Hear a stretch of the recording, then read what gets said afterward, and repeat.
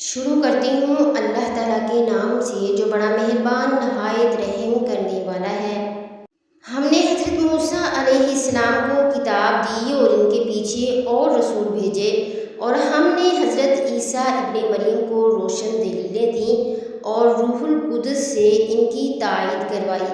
لیکن جب کبھی تمہارے پاس رسول وہ چیز لائے جو تمہاری طبیعتوں کے خلاف تھی، تم نے جھٹ سے تکبر کیا، بس بعض کو تو جھٹلا دیا اور بعض کو قتل بھی کر ڈالا۔ یہ کہتے ہیں کہ ہمارے دل غلاف والے ہیں، نہیں بلکہ ان کے کفر کی وجہ سے انہیں اللہ تعالیٰ نے ملعون کر دیا ہے، ان کا ایمان بہت ہی تھوڑا ہے۔ اور جب ان کے پاس اللہ کی طرف سے وہ کتاب قرآن آئی جو اس کتاب تورات کی تصدیق کرنے والی ہے جو ان کے پاس موجود تھی، حالانکہ اس سے پہلے وہ خود نبی آخر الزمان حضرت محمد صلی اللہ علیہ وآلہ وسلم اور ان پر اترنے والی کتاب قرآن کے وسیلے سے کافروں پر فتح یابی کی دعا مانگتے تھے۔ سو جب ان کے پاس وہی نبی حضرت محمد صلی اللہ علیہ وآلہ وسلم اپنے اوپر نازل ہونے والی کتاب قرآن کے ساتھ تشریف لے آئے جسے وہ پہلے ہی سے پہچانتے تھے، تو اسی کے منکر ہو گئے۔ بس ایسے انکار کرنے والوں پر اللہ کی لعنت ہے۔ بری ہے وہ قیمت جس کے بدلے انہوں نے اپنی جانوں کو بیچ ڈالا کہ یہ اللہ کی نازل کی ہوئی کتاب کا صرف اس جلن کی بنا پر انکار کر رہے ہیں کہ اللہ اپنے فضل کا کوئی حصہ یعنی وہی اپنے بندوں میں سے جس پر چاہ رہا ہے کیوں اتار رہا ہے۔ چنانچہ یہ اپنی اس جلن کی وجہ سے غضب پر غضب لے کر لوٹے ہیں اور کافر لوگ ذلت امیز سزا کے مستحق ہیں۔ اور جب ان سے کہا جاتا ہے کہ اللہ تعالیٰ کی اتاری ہوئی کتاب پر ایمان لاؤ تو کہہ دیتے ہیں کہ جو ہم پر اتاری گئی اس پر ہمارا ایمان ہے، حالانکہ اس کے بعد والی کے ساتھ جو ان کی کتاب کی تصدیق کرنے والی ہے کفر کرتے ہیں۔ اچھا، ان سے یہ تو دریافت کریں کہ اگر تمہارا ایمان پہلی کتابوں پر ہے تو پھر تم نے اگلے انبیاء کو کیوں قتل کیا؟ تمہارے پاس تو موسیٰ علیہ السلام یہی دلیلیں لے کر آئے، لیکن تم نے پھر بھی بچڑا پوجا، تم ہو ہی ظالم۔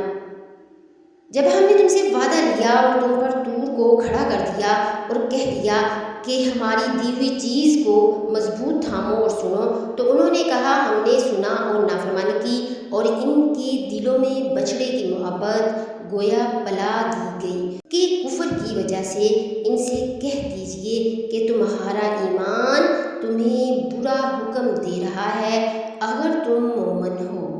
آپ کہہ دیجئے اے پیغمبر صلی اللہ علیہ وآلہ وسلم، اگر آخرت کا گھر صرف تمہارے ہی لیے ہے، اللہ کے نزدیک اور کسی کے لیے نہیں، تو آؤ اپنی سچائی کے ثبوت میں موت طلب کرو، لیکن اپنی کرتوتوں کو دیکھتے ہوئے کبھی بھی موت نہیں مانگیں گے۔ اللہ تعالیٰ ظالموں کو خوب جانتا ہے۔ بلکہ سب سے زیادہ دنیا کی زندگی کا حریص اے نبی آپ انہی کو پائیں گے۔ یہ حرص زندگی میں مشرکوں سے بھی زیادہ ہے، ان میں سے تو ہر شخص 1000 سال کی عمر چاہتا ہے، گو یہ عمر دیا جانا بھی انہیں عذاب سے نہیں چھڑا سکتا۔ اللہ تعالیٰ ان کے کاموں کو بخوبی دیکھ رہا ہے۔ اے نبی صلی اللہ علیہ وآلہ وسلم، آپ کہہ دیجئے کہ جو جبرائیل کا دشمن ہو، جس نے آپ کے دل پر پیغام باری تعالیٰ اتارا ہے، جو پیغام ان کے پاس کی کتاب کی تصدیق کرنے والا اور مومنوں کو ہدایت اور خوشخبری دینے والا ہے، تو اللہ بھی اس کا دشمن ہے۔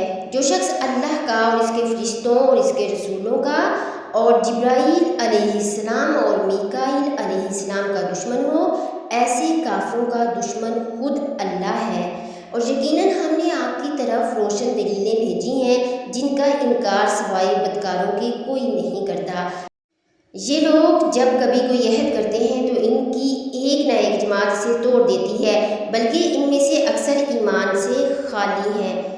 جب کبھی ان کے پاس اللہ کا کوئی رسول ان کی کتاب کی تصدیق کرنے والا آیا، ان اہل کتاب کے ایک فرقہ نے اللہ کی کتاب کو اس طرح پیٹھ پیچھے ڈال دیا وہ جانتے ہی نہ تھے، اور اس چیز کے پیچھے لگ گئے جسے شیاطین حضرت سلیمان علیہ السلام کی حکومت میں پڑھتے تھے۔ سلیمان علیہ السلام نے تو کفر نہ کیا تھا، بلکہ یہ کفر شیطانوں کا تھا۔ وہ لوگوں کو جادو سکھایا کرتے تھے، اور بابل میں ہاروت ماروت 2 فرشتوں پر جو اتارا گیا تھا وہ دونوں بھی کسی شخص کو اس وقت تک نہیں سکھاتے تھے جب تک یہ نہ کہہ دیں کہ ہم تو ایک آزمائش ہے، تو کفر نہ کر۔ پھر لوگ ان سے وہ سیکھتے جس سے خاوند اور بیوی میں جدائی ڈال دیں، اور دراصل وہ بغیر اللہ تعالیٰ کی مرضی کے کسی کو کوئی نقصان نہیں پہنچا سکتے۔ یہ لوگ وہ سیکھتے ہیں جو انہیں نقصان پہنچائے اور نفع نہ پہنچا سکے، اور وہ بالیقین جانتے ہیں کہ ان کے لینے والے کا آخرت میں کوئی حصہ نہیں، اور وہ بدترین چیز ہے جس کے بدلے وہ اپنے آپ کو فروخت کر رہی ہیں۔ کاش کہ یہ جانتے، اگر یہ لوگ صاحب ایمان متقی بن جاتے تو اللہ تعالیٰ کی طرف سے بہترین ثواب انہیں ملتا۔ اگر یہ جانتے ہوتے۔ اے ایمان والو، تم نبی صلی اللہ علیہ وآلہ وسلم کو راعینا نہ کہا کرو بلکہ انظرنا کہو، یعنی ہماری طرف دیکھیے اور سنتے رہا کرو، اور کافروں کے لیے دردناک عذاب ہے۔ نہ تو اہل کتاب کے کافر اور نہ مشرکین چاہتے ہیں کہ تم پر تمہارے رب کی کوئی بھلائی نازل ہو۔ ان کے اس حسد سے کیا ہوا؟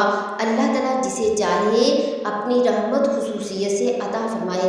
اللہ تعالیٰ بڑے فضل والا ہے۔ جس آیت کو ہم منسوخ کر دیں یا بھلا دیں، اس سے بہتر یا اس جیسی اور لاتے ہیں۔ کیا تو نہیں جانتا کہ اللہ تعالیٰ ہر چیز پر قادر ہے؟ کیا تجھے علم نہیں کہ زمین اور آسمان کا مالک اللہ ہی کے لیے ہے، اور اللہ کے سوا تمہارا کوئی ولی اور مددگار نہیں ہے؟ کیا تم اپنے رسول سے یہی پوچھنا چاہتے ہو جو اس سے پہلے موسیٰ علیہ السلام سے پوچھا گیا تھا؟ سنو، ایمان کو کفر سے بدلنے والا سیدھی راہ سے بھٹک جاتا ہے۔ ان اہل کتاب کے اکثر لوگ باوجود حق واضح ہو جانے کے محض حسد بغض کی بنا پر تمہیں بھی ایمان سے ہٹا دینا چاہتے ہیں۔ تم بھی معاف کرو اور چھوڑ دو یہاں تک کہ اللہ تعالیٰ اپنا حکم لائے۔ یقیناً اللہ تعالیٰ ہر چیز پر قدرت رکھتا ہے۔ تم نمازیں قائم رکھو اور زکوٰۃ دیتے رہا کرو، اور جو کچھ بھلائی تم اپنے لیے آگے بھیجو گے سب کچھ اللہ کے پاس پا لو گے۔ بے شک اللہ تعالیٰ تمہارے اعمال کو خوب دیکھ رہا ہے۔ یہ کہتے ہیں کہ جنت میں یہود و نصارہ کے سوا اور کوئی نہ جائے گا، یہ صرف ان کی آرزوئیں ہیں۔ ان سے کہو کہ اگر تم سچے ہو تو کوئی دلیل تو پیش کرو۔ سنو، جو بھی اپنے آپ کو خلوص کے ساتھ اللہ کے سامنے جھکا دے، بے شک اسے اس کا رب پورا بدلہ دے گا۔